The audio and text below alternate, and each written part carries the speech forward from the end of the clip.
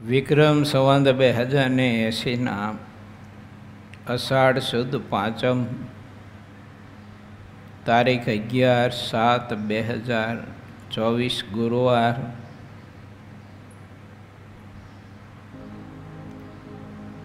વાલા ભક્તો, ભગવાન શ્રી હરિએ સુરતમાં મોકલેલા સંતોનું ખૂબ જ ભાવથી યજન પૂજન અને સેવા પરિચર્યા અર્ધેસર આદિક ભગવાનના ભક્તો કરીને ખૂબ જ રાજીપો પ્રાપ્ત કરી રહ્યા હતા.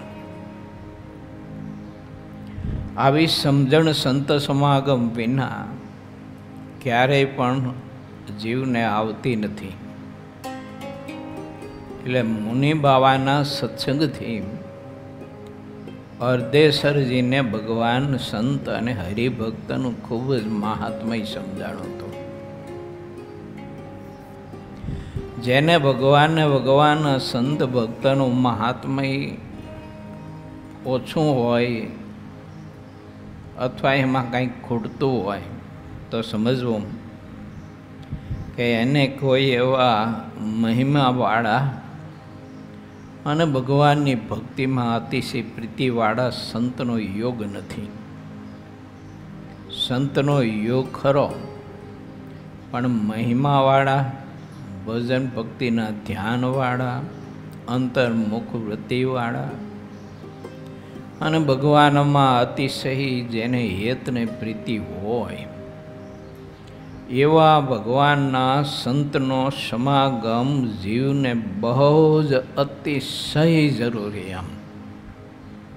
એના થકી જ ભગવાન સંત હરિભક્તનું મહાત્મય દૃઢ થાય અને સમજાય જીવને. શાસ્ત્રમાં તો બધું લખ્યું છે, આપણે વાંચતા પણ હોઈએ, પરંતુ એ મહાત્મય ભગવાનના સંત ભક્તનું સમજાતું નથી.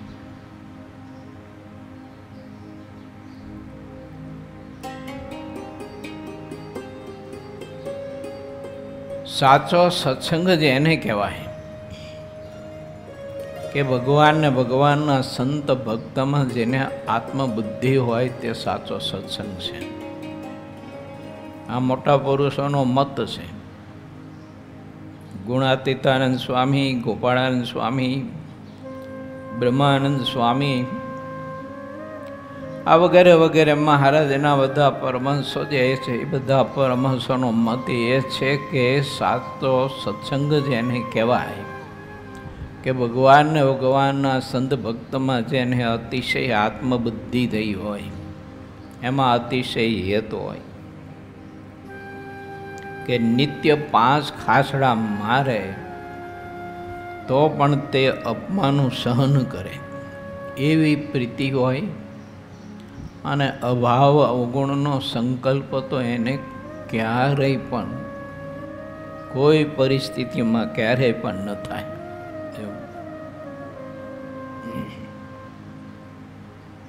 આત્મબુદ્ધિ હોય, એનું મન ક્યારેય ભગવાન કે સંત ભક્તો કે સત્સંગથી જુદું ન પડે.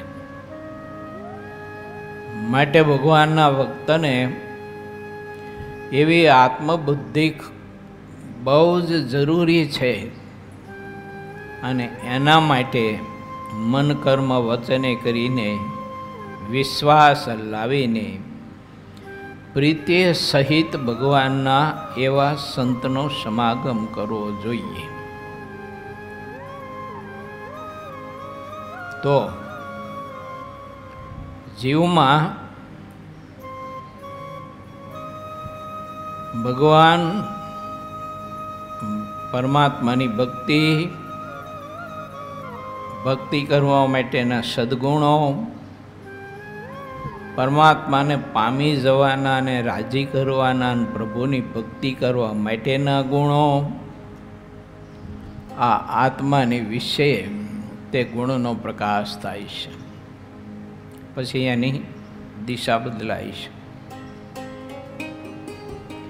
ભક્તિના માર્ગમાં બીજું શું કરવાનું?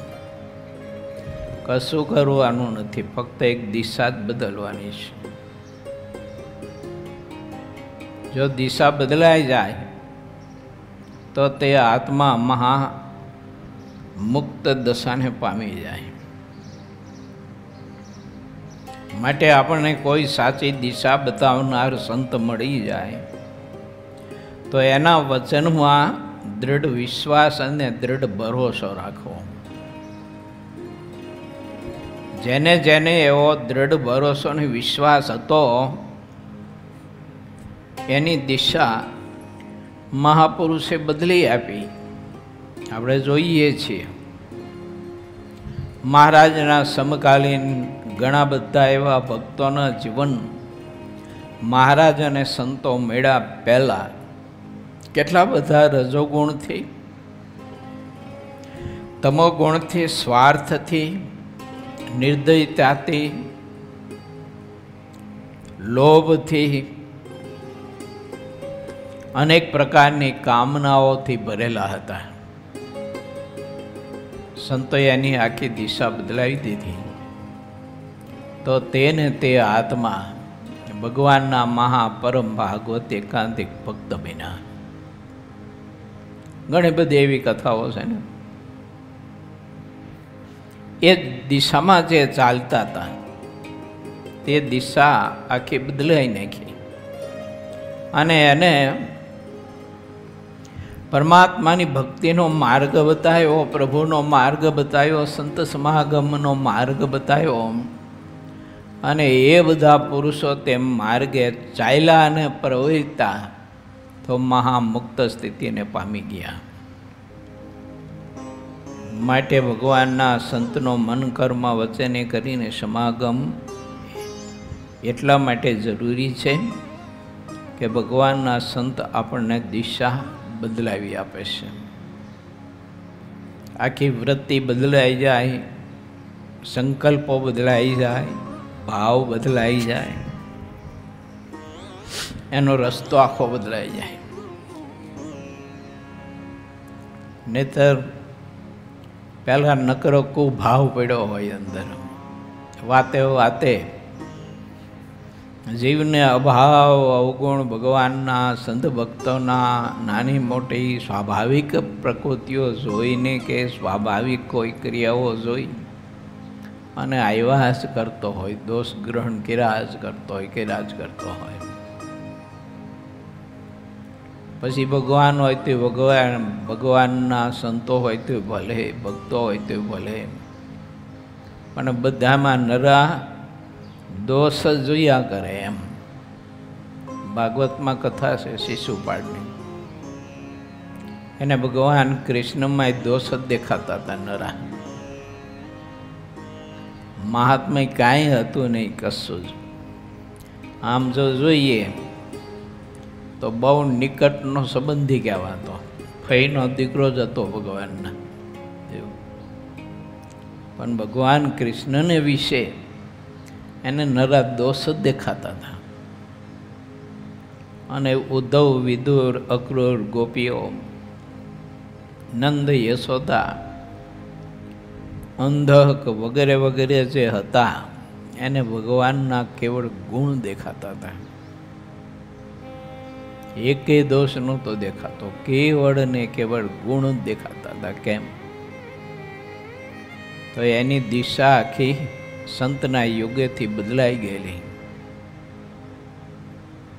માટે આપણને જો કોઈ આવી પ્રકૃતિ પીડા આપતી હોય, ભગવાન કે ભગવાનના સંતથી એ પ્રકૃતિ આપણને દૂર રાખતી હોય, તો એવા ભગવાનના સંતનો મન કર્મ વચને કરીને નિત્ય સમાગમ કરવો. કોઈ પણ આપણી પ્રકૃતિ આપણને નડતી હોય તો એ પ્રકૃતિ બદલવાનો યા તો પ્રકૃતિ ટાળવા માટેનો ઉપાય એટલે સર્વોત્તમ શ્રેષ્ઠમાં શ્રેષ્ઠ ભગવાનના એવા ભાગવત એકાંતિક સંત પુરુષનો સમાગમ. એટલા આપણા મહાપુરુષોએ આપણને માર્ગ બતાવ્યો છે કે નિત્ય સંત સમાગમ કરજો, હર રોજ કરજો. મહારાજે સુરત સંતોને તો મોકલા તો ખરા જ, પણ સુરતના હરિભક્તો પર મહારાજે પાછો પત્ર લખ્યો અને પત્રમાં મહારાજે બધા હરિભક્તોને ખાસ ભલામણ કરી હતી સત્સંગ કરવાની, કે અમે સંતો મોકલ્યા છે તો તે સંતોનો પૂરેપૂરો તમે સત્સંગનો લાભ લેજો, એમના થકી તમે સાચી સમજણ કેળવજો. કારણ કે જીવન છે માણસનું એક નદીના પ્રવાહ જેવું છે, બદલાતો રહે છે. નદીમાં પ્રવાહ પાણીનો ચાલતો હોય તો ઘણી બધી જ ખીણોમાં પથ્થરોની સાથે, ઘણા વળાંકોની સાથે, વૃક્ષોની સાથે એ જળને અથડાવવું પડે છે. ઘણા બધા સંઘર્ષો તે જળ સહન કરે ત્યારે મહાસમુદ્ર નિધિ સુધી પોતાની યાત્રા પરિપૂર્ણ કરી શકે છે. એમ માણસ માત્રનું જીવન એક નદીના જળના પ્રવાહ જેવું છે. સુખ દુઃખ, માન અપમાન, હરખ શોક, પ્રાપ્તિ અપ્રાપ્તિ, સફળતા નિષ્ફળતા, આ જીવનમાં બધું ચાલ્યા જ કરવાનું, ચાલ્યા જ કરવાનું. જો સંત સમાગમનું બળ હશે તો સાચી સમજણ હશે તો આવેલા દુઃખમાંથી સત્સંગમાં ક્યારેય પાછો ન પડે.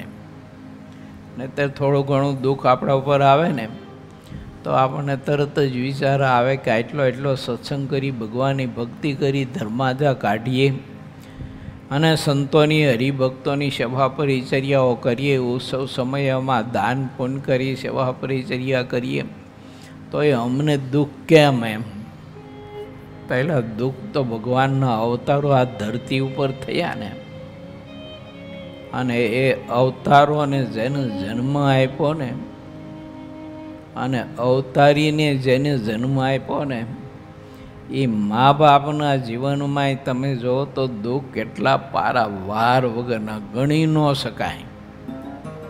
એટલા દુઃખો ને એટલી વિપત્તિઓ એમના જીવનમાં આવી છે. એવું આપણે બધા કઈ વાળીને અંબુર આવે, ભક્તિ કરી કરીને આપણે કેટલી કરતા હોય, એમ પુણ્યદાન કેટલું કરતા હોય. ધર્મદેવને ભક્તિ માતાનું જીવન તો તપાસો, કેટલી બધી આરાધના કરતા હતા. એમના અનુષ્ઠાનો તમે જુઓ તો ચાલુ અખંડ અનુષ્ઠાનો ચાલુ હોય. ધર્મદેવ ઘરના ચોતરા ઉપર બેઠા બેઠા શાસ્ત્રનું અધ્યયન કર્યા જ કરતા હોય. ધ્યાન કરે, ભક્તિ કરે, સેવા પરિચર્યા કરે, વર્ષમાં આવતા બધા ઉત્સવો ધામધૂમથી ઉજવી અને ભાવથી પૂજા કરે ઠાકોરજીની. તોય એમના જીવનમાં ન ગણી શકાય, ન કલ્પી શકાય એવા કષ્ટો, એવા દુઃખો, એવા સંઘર્ષો, એવા વિરોધો પળે આવતા હતા. પણ તોય ભગવાનની ભક્તિમાંથી, સત્સંગમાંથી એમનું મન ક્યારેય પાછું નથી પડ્યું. કોઈ સંકલ્પ નથી થયો કે આટલી બધી ભગવાનની ભક્તિ કરી, ધર્મ નિયમમાં દ્રઢપણે રહીએ તોય અમને જ કેમ દુઃખ આવું? આવો સંકલ્પ કોઈ દિવસ થયો નથી એમને. કારણ કે ગુરુ રામાનંદ સ્વામીના સમાગમના યોગથી એમને સમજણ એવી પક્વ અને દૃઢ કરી હતી. અને ગુરુ રામાનંદ સ્વામીએ એમને શિક્ષા વચનો જે આપ્યા હતા તે પોતાના જીવનમાં ચરિતાર્થ કર્યા હતા, આચરણમાં મૂક્યા હતા. એટલે એ તો બધું દિવસ ઉગ્યાના હાથ મેં, એમ દુઃખ આવે વરી પાછો હાથ મેં, વરી પાછું દુઃખ પ્રગટે અને વરી પાછું દુઃખ મૃત્યુ પામે. એ તો વારંવાર આવ્યા જ કરે. ખેડૂતો વર્ષા ઋતુમાં યા તો કેનલ કે બોરના પાણીથી ગમે તે પાક વાવતા હોય, ગમે તે બીજ વાવતા હોય, એ ઉગે તો એની સાથે ઘણો બધો ઘાસનો ઉગારો બધો ઉગતો હોય. વળી પાછું નિંદામણ કરી ચોખ્ખું કરે, વળી પાછું પાણી પાય. તે જ્યારે જ્યારે પાણી પાય તે પાણીએ બધો ઉગારો ઉગે. જીવનમાં સેમ એમ જ છે. એક દુઃખ દિયું તો બીજું આવ્યું પાછું, બીજું ગયું તો ત્રીજું આવ્યું પાછું. કારણ કે આ ધરતી, આ લોક અને આ લોકની સિસ્ટમ કહો તો સિસ્ટમ, યા તો આ લોકનો ધર્મ કહો તો ધર્મ, કે આ લોકની રીત કહો તો રીત, એ આદિ અનાદિથી એમ છે. માટે ભગવાનના ભક્તને સાચી સમજણ કેળવી રાખવી અને સંત સમાગમ મન કર્મ વચને કરીને કરવો, તો સંત આપણને દિશા સાચી બતાવશે. એવા સદવિચારોમાં આપણે આગળ વધીએ કે ગમે તેવું દુઃખ ને વિપત્તિ આવે તો પણ ભગવાનની ભક્તિમાંથી રંચ માત્ર જીવ પાછો ન પડે. એવા વિચારોમાં આપણે પ્રવેશ કરીએ. મહારાજે પ્રથમના 16માં બતાવ્યું, અતિ ભૂંડા ગાઢ સંકલ્પ થતા હોય અને ટાયડા ટળતા ન હોય ભૂંડા ગાઢ સંકલ્પ, તે એ સંકલ્પ ટાળતા ટાળતા 1 વર્ષ થાય, 2 વર્ષ થાય, 5, 25 વર્ષ થાય, 1-2 જન્મ થાય, તો પણ ભગવાનનો મોટો મહિમા સમજીને તે સંકલ્પને ટાળતો રહે અને પરમાત્માની મૂર્તિનું ધ્યાન અને ભજન કરતો રહે. પણ ગાઢ સંકલ્પનું બળ જોઈ અને ભગવાનની મૂર્તિનું ધ્યાન, ભજન, કીર્તન, કથા, સંત સમાગમ, સેવા, પરિચર્યા, વ્રત, તપ કોઈ દિવસ મૂકી ન દે. નહીંતર ઘણા બધા લોકો શું કરે કે બહુ ગાઢ સંકલ્પ થતા હોય, ટાયડા ટળતા ન હોય, એટલે બધું જ મૂકી દે.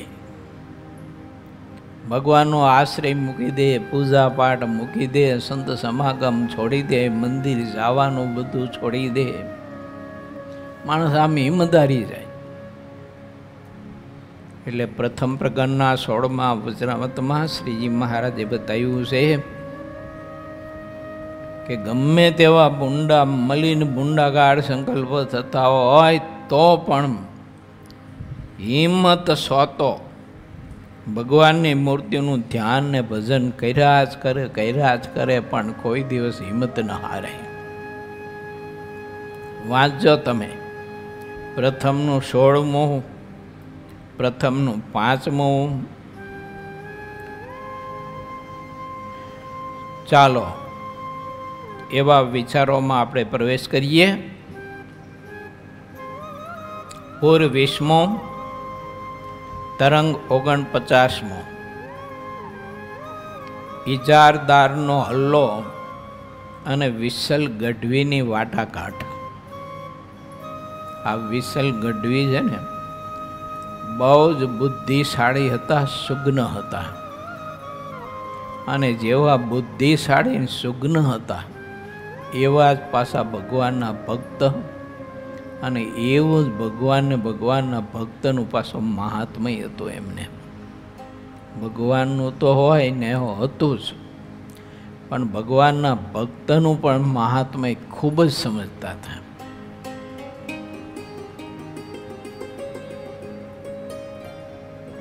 જેટલી બંદૂકધારી શરબંધીની ટુકડી હતી તે બધી દાદા ખાચરના ચાલતા સાતીને બંધ કરવાને માટે અધિકારના જોરથી ચાલી. આવ્યું ને? હવે દાદા ખાચરે શું પણ કાઢ્યું છે લોકોનું. એક સાધુ જેવું દિલ હતું, કોમળ નિર્મળ, એને ભગવાન સિવાય કશું જીવનમાં આવતું નહોતું. આવો એક નિર્દોષ દિલ એમ, પણ તોય એના સાથી ચાલતા હતા. એ બંધ કરાવવા માટેની અમુક લોકોએ રાજસત્તા સુધી પહોંચીને ખોટી વાતો ભરમાવી અને આવી બધી ઉપાધિ કરી. આ જગતમાં આવા ઈર્ષાળુ લોકોની ગેરહાજરી નથી હો. આ યુગોથી આવા બધા તત્વો આ ધરતી ઉપર હોય જ છે, અત્યારે હોય, પછી પણ હશે. અને એ બધા તત્વો સારા જ કાર્યમાં વિઘ્ન કરતા ને એમાં જ હાડકા નાખતા હોય, એમાં જ પથરા નાખતા હોય. કારણ કે આસુરી જીવ છે ને, વિશ્વામિત્રજી યજ્ઞ કરતા હતા. સૃષ્ટિ અને સૃષ્ટિનો સમગ્ર સમાજ એ વધુ ને વધુ સુખી થાય. અને શાસ્ત્રનો મત છે કે યજ્ઞથી જ સમૃદ્ધિ વૃદ્ધિ પામે છે. મધ્યના આઠમામાં શ્રીજી મહારાજે યજ્ઞ માટેની વાત દોહરાવી અને કહ્યું છે કે બ્રહ્માજીએ બધાને કહ્યું હતું કે તમે આ સૃષ્ટિ ઉપર યજ્ઞ કરતા રહેજો, જેણે કરીને આ સૃષ્ટિમાં સમૃદ્ધિની વૃદ્ધિ પામશે. અને આપણા ભારત દેશમાં પહેલાં ઠેર ઠેર જગ્યાએ યજ્ઞો ખૂબ જ થતા. લોકોને યજ્ઞ પ્રત્યે ખૂબ જ ભાવ હતો, મહાત્મ્ય હતું, નિષ્ઠા હતી. તો એમના અમે યજ્ઞો અખંડને અખંડ કર્યા જ કરતા. ઋષિમુનિઓના આશ્રમમાં યજ્ઞશાળાઓ હતી. રાજાના રાજ દરબારોમાં યજ્ઞશાળાઓ હતી. કોઈ એવા શેઠ શાહુકારો બહુ ધનવાન હોય તો એ લોકો પણ યજ્ઞશાળાઓ રાખતા, ગૌશાળાઓ રાખતા. યજ્ઞ અને ગૌશાળા આ બંને અવિરત ચાલુ રાખતા. એણે કરીને ખૂબ જ સમૃદ્ધિ ને સંપત્તિ હતી. અને આ ધરતી સતયુગમાં તો વગર ખેડે અનાજ આપતી હતી.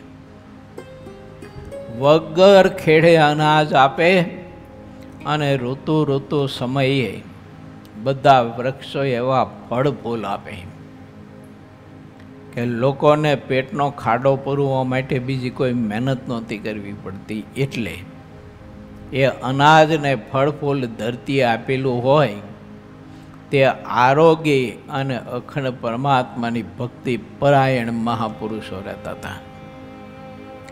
આવી બધી પુરાણોમાં બહુ કથા છે.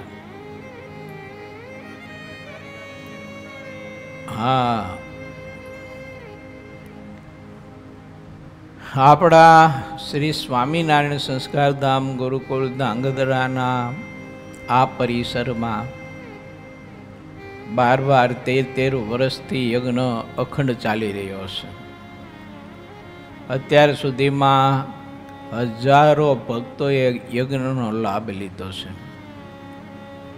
કેટલા બધા મંત્રોની આહુતિઓ પાણી, કેટલી નામાવલીના મંત્રોની આહુતિ અપાણી, કેટલા સ્વામિનારાયણ મહામંત્રની આહુતિઓ પાણીને અપાઈ રહી છે ને અપાય છે. 35 દિવસનો યજ્ઞ આપણે એક વખત કર્યો. વળી પાછો 2 મહિનાનો એટલે 60 દિવસનો યજ્ઞ કર્યો. એ 60 દિવસના યજ્ઞમાં 11,000 હરિભક્તોએ આ યજ્ઞમાં બેસીને મહાદિવ્ય લાભ લીધો. માટે વાત આપણી એ છે કે આ મહાપુરુષો આવી ભક્તિ અખંડ કરતા, સત્કાર્ય કરતા. આ ઋષિમુનિઓ કે પરમહંસો જે કરતા સત્કાર્ય એને કંઈ સમાજ પાસે કંઈ લેવું નહોતું, કોઈ સ્વાર્થ નહોતો એને.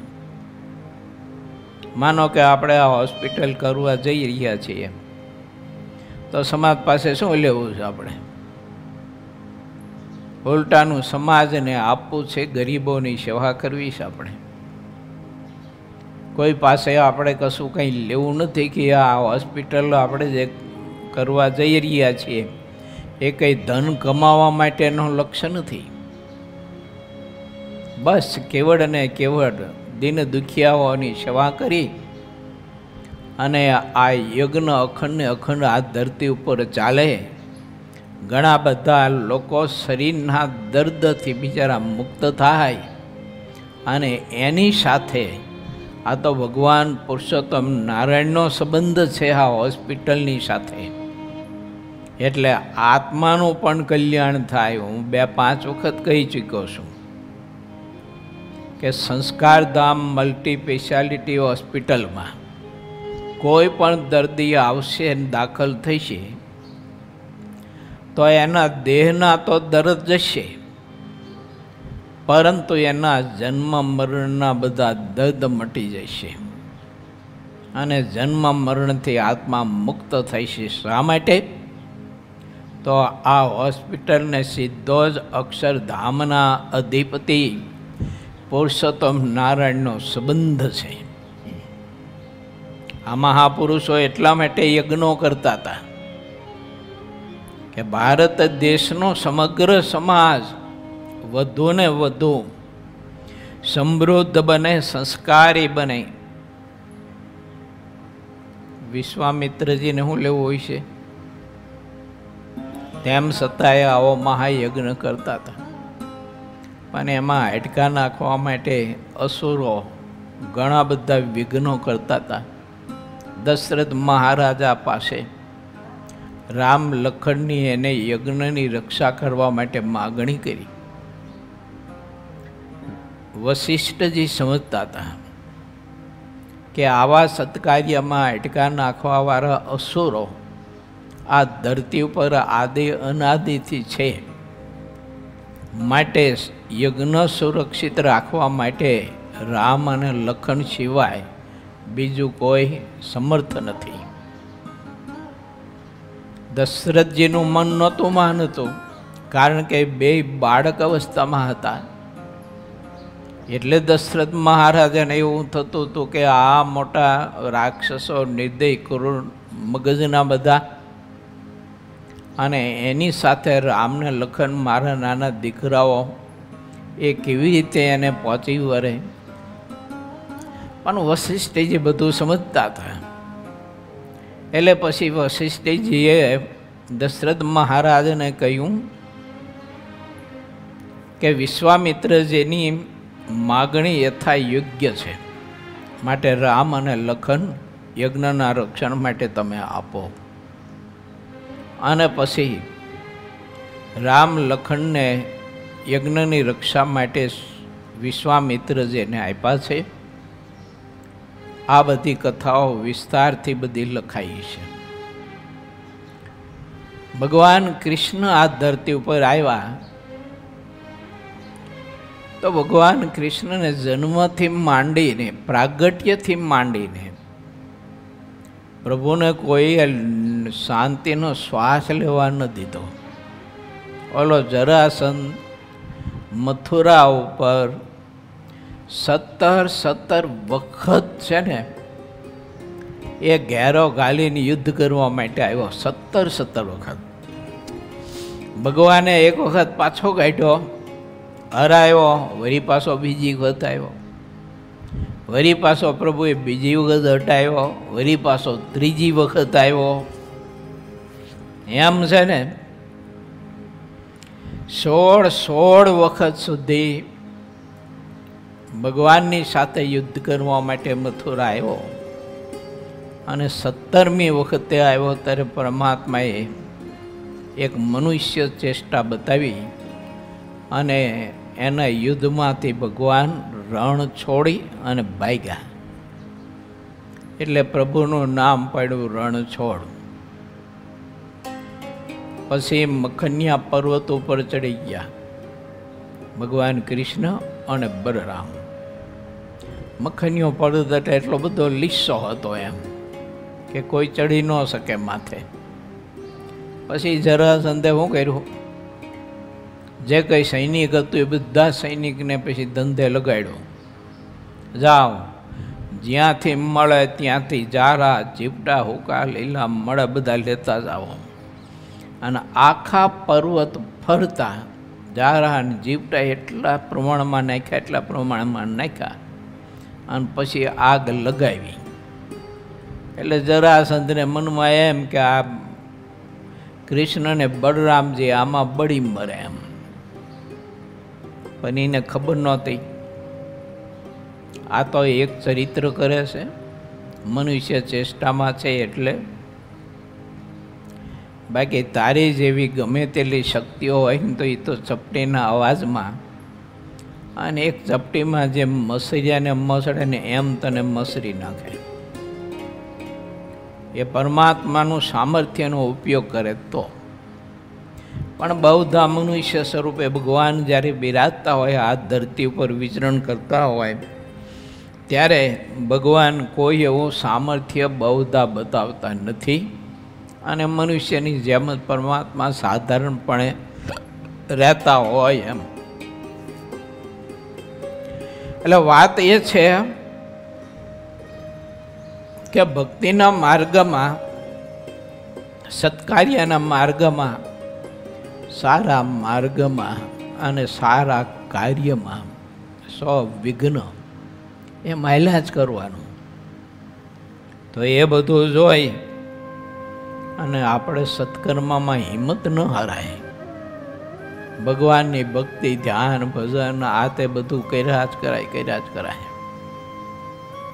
પાછું એમાં એવું ન વિચારાય કે આટલું બધું આપણે ભગવાનનું ભજન કરીએ છીએ તો પછી ઠાકોરજી આવા અસુરોને શા માટે મારી નહીં નાખતા હોય, એવા અસુરોને પાછા કેમ નહીં હટાવતા હોય, આવો ના વિચારાય. બસ ભજન કરી જાઓ, ભક્તિ કરી જાઓ.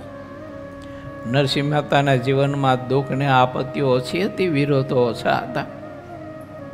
મીરાબાઈ ને તુલસીદાસ અને બધા સૈયા મહાપુરુષો પ્રત્યેકના જીવનમાં આપણે જોઈએ છીએ.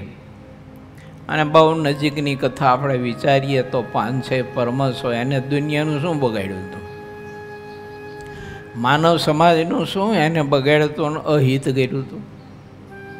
પણ ઘણો બધો એવો દૈત્ય વૃત્તિનો અને આસુરી વૃત્તિનો માનવ સમાજ આપણા 5-6 પરમહંસોને પણ કેટલી બધી પીડા આપતો હતો, કેટલા બધા દુઃખો આપતો હતો, કેટલી બધી ઉપાધિ કરતો હતો, કેટલો મારતો હતો સમાજ. ઓલો અહીં નજીકની વાત છે કે નહીં, સદાનંદ સ્વામીને ધોકો મારીને હાથ ભાંગી નાખ્યો. એને આવી તો બધી બહુ કથાઓ. ભોજાચારણનું કાંડું કાપી નાખ્યું, કોઈના કાન કાપી નાખ્યા. આ બ્રહ્માનંદ સ્વામીને મુક્તાનંદ સ્વામીના નાકને કાન કાપવાનો ઓલો બાવો તૈયાર થયો. આવી તો ઘણી બધી કથાઓ છે. માટે આપણા જીવનમાં આપણે વિચારવું, દુઃખ આવે તો હિંમત ન હારવી અને દુઃખ દૂર થાય એવી ભગવાને પ્રાર્થના ન કરવી ખરી. દુઃખ સહન કરવાનું બળ આપજો એટલી. અને એ દુઃખમાં તમારી ઉપાસના, આશ્રય, નિષ્ઠા એમાં જરાય ફેર ન પડે. ગોપાળાનંદ સ્વામી લખ્યું છે નિષ્ઠાના સ્વરૂપમાં. વહાણ બુડતું હોય, પોતે કાંઈક જંગલમાં ગયો હોય, શરીરથી બીમાર હોય, જાતે પોતે ઊભો થઈ શકે એમ ન હોય, તો પણ રંશ માત્ર ભગવાનના અંતર્યામીપણામાં એને બીજો કોઈ સંકલ્પ ન થાય અને ભગવાનના કરતાપણામાં પણ કોઈ પ્રકારનો સંકલ્પ ન થાય. સ્વામી કે એને નિષ્ઠા કહીએ. આવી ભગવાનની નિષ્ઠા દાદા ખાસને હતી વિના પ્રયોજને. એના સાથી બંધ રાખવા માટે અધિકારના જોરથી લોકોની મોટી જબરી ટુકડી આવી. જે સાથી ફરતા હતા ત્યાં જઈને તત્કાળ છોડાવી મૂક્યા. તેઓ લડવાનો મનસૂબો રાખીને ગામમાં આવ્યા. દરબાર દાદા ખાચરના બધા પાર્ષદોને શ્રીહરિએ કહ્યું કે તમે બધા ક્ષત્રિય જાતિના છો, પણ પહેલાં તમારે સૌએ સહન કરવું. જ્યારે તેઓ જુલમ કરીને દાદા ખાચરના દરબારમાં આવીને બંદૂકોના અવાજ કરે અને તોફાન શરૂ કરે, તેઓ આવીને પહેલાં જે રીતે કરે, બંદૂકોનો અવાજ કરે, તોફાન કરે, ગાયડો બોલે, આ વગેરે વગેરે જે કાંઈ ઉપાધિ કરે, પછી તમારે તે રીતે કરવું, બાકી સહન કરવું. બેસી રહેજો, એકેય ખોટી રીતે અડપલા કરતા નહીં. આવી મહારાજે આજ્ઞા કરી. ઓલા બધા પાર્ષદો તો કેવા શૂરવીર હતા, અને એને ભગવાનના ભક્તનું અપમાન થતું હોય એ તો એનાથી સહન કેમ થાય? પણ મહારાજની આજ્ઞા હતી કે સહન કરજો, બેસી રહેજો. એ કાંઈક અડપલા કરે પછી તમારે તમારી શક્તિ બતાવવાની. તમારો ધર્મ હોય તે પ્રમાણે કરવું, પણ ક્યારે પાછો પગ ધરતા નહીં. પાછા વળી મહારાજે એવી હિંમતને બળ પાછું આપ્યું. કેમ કે તમારો ધર્મ છે ક્ષત્રિયનો. ભલે તમે પાર્ષદ છો, પણ પાર્ષદનો ધર્મ છે કે ધર્મનું, સંતનું, ભક્તનું રક્ષણ કરવું. એ તો તમારો મહાપરમ ધર્મ છે. પછી તમે કોઈ પાછી પેની ન કરતા. શ્રીહરિએ તે વખતે વિસલ ગઢવીને પોતાની પાસે બોલાવ્યા, કારણ કે બહુ સુગ્ન અને બુદ્ધિશાળી હતા. અને ભાવનગરના રાજાને પણ વિસલ ગઢવીના વચનમાં વિશ્વાસ બહુ હતો. એક એવું સત્ય વ્યક્તિત્વ હતું, એક એવું નિરાળું વ્યક્તિત્વ હતું વિસલ ગઢવી. એટલે રાજાને પણ વિશ્વાસ હતો. તે જાણીને શ્રીહરિએ તેને પોતાની પાસે રાખ્યા અને તેમને કહ્યું કે તમે ઇજારદારને જઈને કહો કે દરબાર દાદા ખાચરમાં જેટલો અન્યાય તમને જોવામાં આવે છે તે પહેલાં તેને સમજાવીને કહો. તે ન માને ત્યારે બીજી વાત કરો.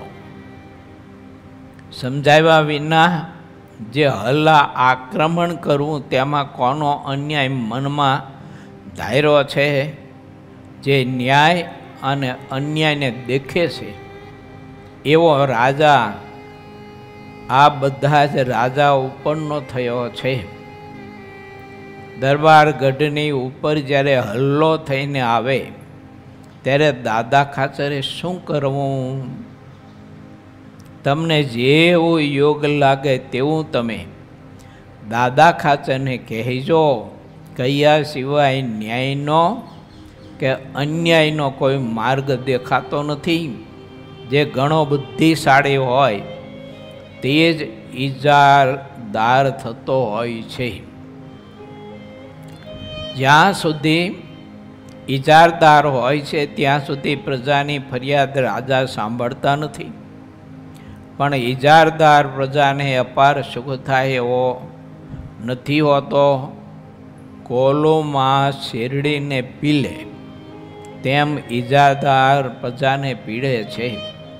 દારૂ ઇત્યાદિકના કેપ કરતાં સત્તાનો કેપ 100 ગણો સ્વાભાવિક રીતે વધારે હોય છે. એટલે અધિકાર આપણને ભગવાન કાંઈક આપે ને તો આ બધી કથાઓ યાદ કરવી કે પ્રભુ કાંઈક આપણને અધિકાર આપે તો પ્રજાને ખોટી રીતે કોઈ દિવસ ઝંઝેડવી નહીં, પીડા આપી નહીં, દુઃખી કરવી નહીં, અને એની પાસે લાંચ લઈ અને ધન સંપત્તિ કોઈ દિવસ ભેળી કરવી નહીં. અધર્મની લાંચની ધન સંપત્તિ એ હજુ સુધી કોઈને સુખ શાંતિથી જીવન જીવવા નથી દીધા, તો અત્યારે કેમ જીવવા દેશે? અને ભવિષ્યમાં પણ એમ જ હશે. માટે વિચારું, ભગવાને કાંઈક અધિકાર આપ્યો હોય ને તો આપણી ફરજ પ્રમાણે લોકોની સેવા કરવી. પણ ઘણા બધા લોકો અધિકાર મળ્યા પછી સંપત્તિના લાલચો બહુ બની જતા હોય છે અને લોકોના કામ પછી કરતા હોતા નથી. અને ધન સંપત્તિ મન માયની જો આપે તો સહી સિક્કા કરે ને એના કામ કરે, બાકી કંઈક ને કંઈક વાંક કાઢ્યા કરે. તમારે આ નથી ને તમારે આ નથી ને તમારે આ પૂરું કરવું જોઈશે ને તમારે આ પૂરું કરવું જોઈશે. પણ થોકડી આપો એટલે પછી તમારે કંઈ પૂરું કરવાની જરૂર નહીં, પછી એ પૂરું કરી દે તમને. જો અને એવી થોકડીઓ લે એને પાછા ઠાકોરજી પૂરો કરી દે સમય આવે ત્યારે. માટે આપણે વિચારવું, ભગવાનના ભક્ત છીએ, અણહકની ને પરસેવા વગરની સંપત્તિ કદી પણ ઈચ્છવી નહીં. જેનાથી જે વધારે મોટો હોય છે તેટલો તેને કેપ વધારે રહે છે. તે સત્સંગ વિના કોઈને દેખાતું નથી. પહેલાં આપણા ભારત દેશમાં છે ને, તેમાં કુલગુરુઓ હતા. જે અધિકારીઓ હોય ને એને કુલગુરુની આજ્ઞામાં રહી અને દેશનો કે જે તે પ્રદેશનો કે જે તે સ્થાનનો એની ફરજનો જે કંઈ અધિકાર હોય તો એ કાર્ય એને કરવાનું. એ કુલગુરુની આજ્ઞા ઉલ્લંઘી અને ઓલો કાંઈ નિર્ણય ન કરી શકે. આ સિસ્ટમ હતી આપણા ભારત દેશની, અને એ બધી ખોરવાઈ ગઈ સમયાંતરે. ક્લેશ વગરના જે પદાર્થો છે તે સુખાકારી રહે છે. જેમાં ક્લેશો હોય છે તેટલું તેમાં દુઃખ રહ્યું હોય છે. તે વખતે વિઠ્ઠલ ગઢવીએ શ્રી હરિની આગળ 2 હાથ જોડીને કહ્યું કે મહારાજ, વગર અપરાધે કોઈ હરિભક્તનો જેટલો અપરાધ કરે છે તે પોતે પોતાનું જ ભૂંડું કરે છે અને હરિભક્તના પાપને લઈને પોતાને માથે ચડાવે છે. આ ભગવાન તો તે બધી જ વાતને દેખો છો, કેમ કે આપ અંતર્યામી છો. ભગવાનના ભક્તને ખોટી રીતે કોઈ પીડતો હોય ને ત્યારે પરમાત્મા પછી અતિરેક જ્યારે થાય ને ત્યારે સહન નથી કરી શકતા. ઓલા શિશુપાળે ભગવાન કૃષ્ણને ગાયડો દેવાનું શરૂ કર્યું ને તે ભગવાને ખૂબ સહન કર્યું, ખૂબ સહન કર્યું. અને પછી અતિરેક ઉપર ગયો ત્યારે ભગવાન કૃષ્ણના હાથમાં રહેલું સુદર્શન ચક્ર એને એનો પ્રભાવ બતાવી દીધો અને શિશુપાળનું મસ્તક ફટ દઈને ઉડાડી દીધું. એટલે વિદુરજીએ કહ્યું હતું ને ધૃતરાષ્ટ્રને, મોટા ભાઈ, આ 5 પાંડવો તો બિચારા ગરીબ સ્વભાવના છે, ભક્ત છે, કુંતાજીના આપેલા સંસ્કારો છે એનામાં, એટલે આ બધું સહન કરી રહ્યા છે. હવે તો હદ થાય છે. તમે કંઈક આ પાપી દુર્યોધનને સમજાવો. નહીંતર આખા કુરુકોનું નિકંદન નીકળી જાય છે. 5 પાંડવો તો સહન કરશે, પણ અતિરેક થશે ને તે દિવસે જગતનો માલિક સહન નહીં કરી શકે. આ ભગવાનના ભક્તના દ્રોહનું એનાથી પછી નહીં સહન થાય. અને જગતનો માલિક જે દિવસે કરી દ્રષ્ટિ કરશે ત્યારે મોટા ભાઈ આ કુરુકુળમાંથી એક પણ બચ્ચો બચશે નહીં. પછી ધન સંપત્તિ સત્તાની ક્યાં માંડો છો, પણ કોઈ એક પણ માણસ નહીં બચે. શું કરશો સત્તાને ધન સંપત્તિને? માટે મારી વાત માનો, આ પાપીને સમજાવો, એને પાછો વાળો, એનો મોહ છોડો. પણ હવે ધૃતરાષ્ટ્રજી કંઈ કરી શક્યા નહીં અને પછી બધું પરિણામ માઠું આવ્યું. ક્લેશ વગરના જે પદાર્થો છે તે સુખકારી રહે છે અને જેમાં ક્લેશ હોય છે તેટલું તેમાં દુઃખ રહ્યું હોય છે. તે વખતે વિઠ્ઠલ ગઢવીએ શ્રીહરિની આગળ હાથ જોડીને પ્રાર્થના કરી અને પ્રભુને કહ્યું કે પ્રભુ, ભગવાનના ભક્તને કોઈ વિના પ્રયોજને જ્યારે દુઃખી કરે છે ને ત્યારે એનો પાપનો ગળો ભરાતો હોય છે. ભગવત પ્રસન્નતાનો સુગમ ઉપાય.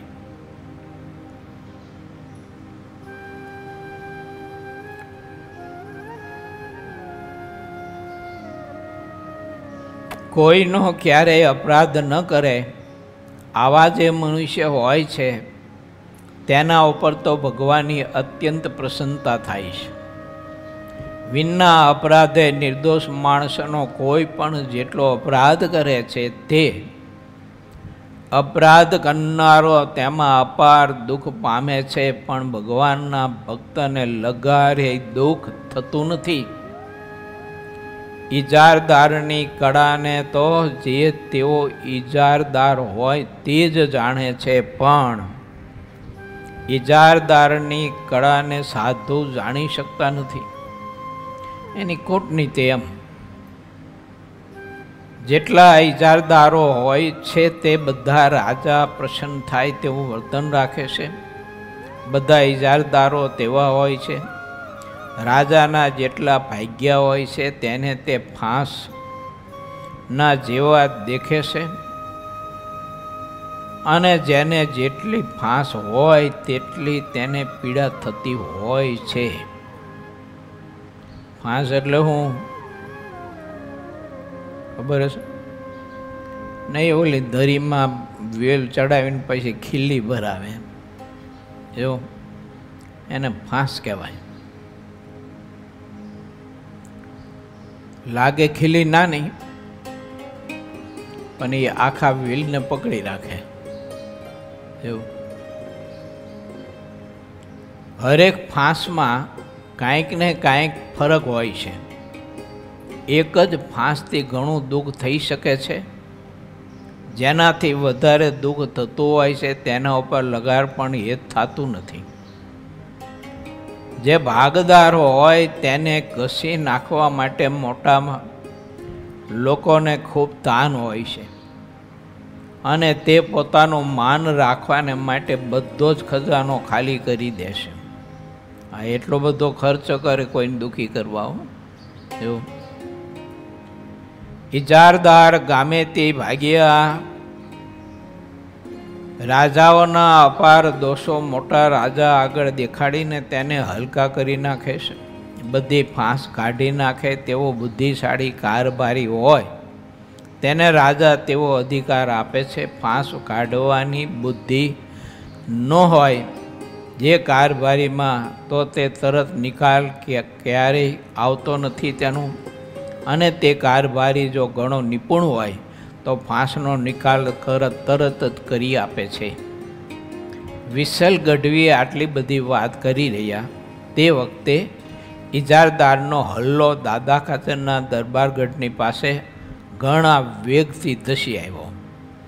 તે સમયે વિસલ ગઢવી તે આવેલ હલ્લાની સામે ગયા અને તે હલ્લાનો જે મુખી હતો તેની પાસે જઈને તેને વિનયપૂર્વક કહ્યું, આ દાદા ખાચરના દરબારગઢ ઉપર બળ કરીને તમારે જવું જોઈએ નહીં.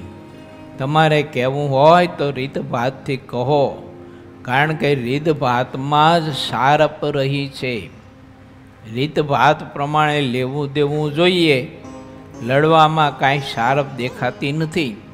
તમારી સામે જો તેઓ લડવા આવે તો લડાઈની પણ કાંઈક રીત હોય છે. જે લોકોએ સુખ શાંતિથી રહેવા માટે મોટા રાજાને ભાગ કરી આપ્યો હોય છે, જેણે મોટા રાજાને માટે ભાગ કરી આપ્યો હોય તેને તમે અત્યારે ફાંસ માનો છો? નાના ગરાસદારો અને મોટા રાજાએ જેમ કહ્યું હોય તેમ લખી આપ્યું છે. નાના ગરાસદારોના મનમાં સુખી થવાનો ભાવ હતો, પણ અત્યારે તો તેનાથી અધિક દુઃખ રહ્યું છે.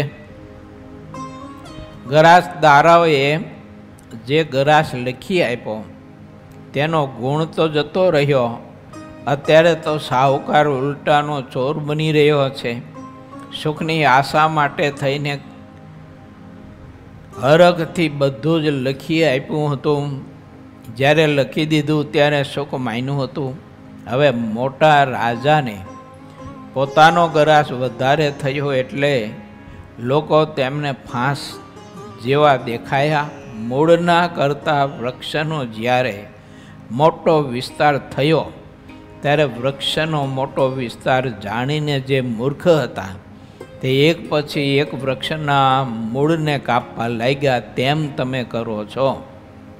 કોઈએ અમૂલ્ય ઇમારત બાંધી આપી અને તેમાં અમૂલ્ય ચિત્રો ચિતરી દીધા અને તેમાં રહેનારાને રાત્રે પણ નિર્ભય થઈને રહે તેવું કરી આપ્યું. પછી તેઓ હોશિયાર સ્વાર્થી લાલચુ થઈ ગયા. મૂર્ખ લોકો તે ઇમારતને નિર્ભય દેખીને નિષ્પ્રયોજન તેનો પાયો ખોદવા લાગ્યા. પણ મૂળ વિના વૃક્ષનો વિસ્તાર ક્યાંથી રહે? અને પાયો ખોદી નાખ્યા પછી તે ઇમારત સુખ કઈ રીતે આપી શકે? તે વિચાર મૂર્ખને હોતો નથી.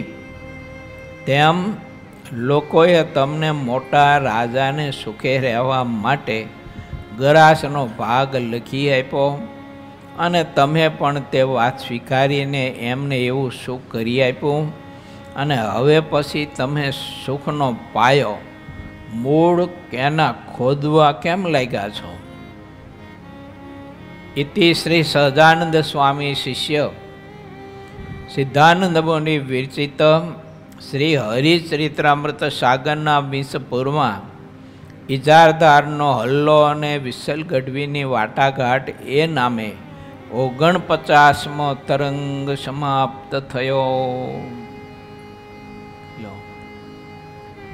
દાદા ખાચરે કેવું નિર્દોષ અને નિરાળું વ્યક્તિત્વ અને આવી બધી ઉપાધિઓ લોકો સત્તાધીશો બધા પોતાના અહમને પોષવા માટે કરતા હોય છે.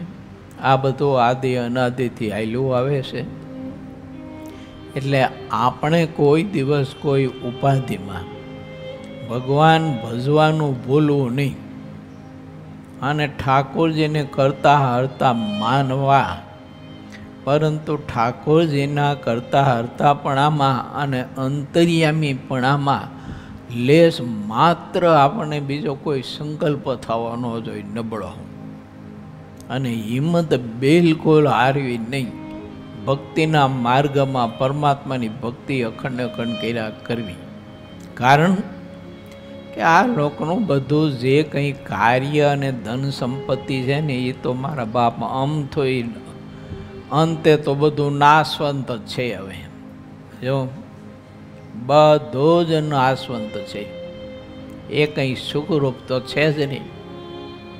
આ ભગવાનના ભક્તને શાહે ઉપકરણ છે એટલી વાત ખરી, પણ સુખરૂપ તો નથી જ.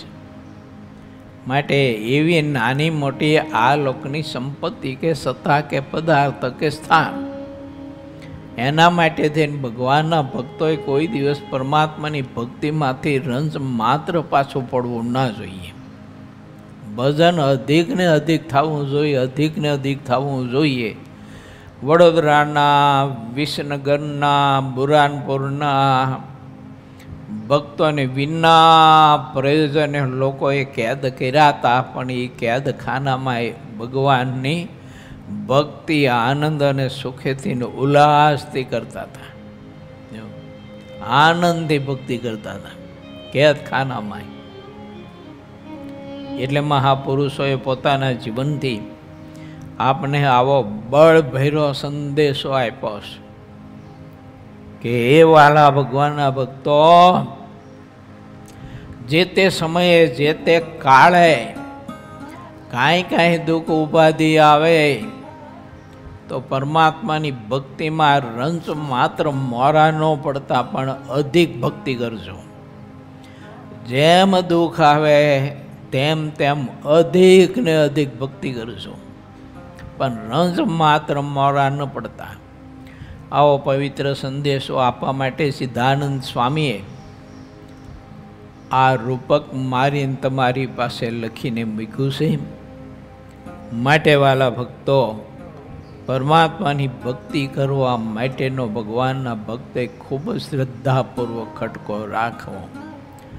શ્રીપતિમ સિદ્ધરમ સર્વદેવીશ્વરમ ભક્તિધર્માતજમ વાસુદેવમ હરિ માધવમ કેશવમ શ્રીકામદામ કારણમ સ્વામિનારાયણમ નીલકંઠમ ભજે. સહજાનંદ સ્વામી મહારાજની જય.